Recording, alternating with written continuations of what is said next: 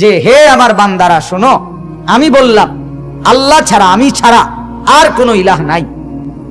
এখন আমি যদি বলি আল্লাহ, এই কথার উপরে আপনার সাক্ষী কি, প্রমাণ কি?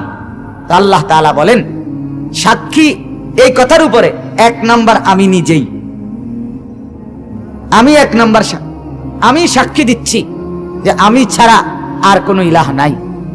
তা আমি যদি বলি আল্লাহ আপনার সাক্ষী আপনিই দিছেন, আর কেউ নেই? আল্লাহ তাআলা বলেন আছে। ওয়াল মালাইকা, সমস্ত ফেরেশতা, আল্লাহ বলে যত ফেরেশতা আছে আমার সব ফেরেশতা এই কথার সাক্ষী দেয় যে লা ইলাহা ইল্লাল্লাহ, সবাই মানে এটা।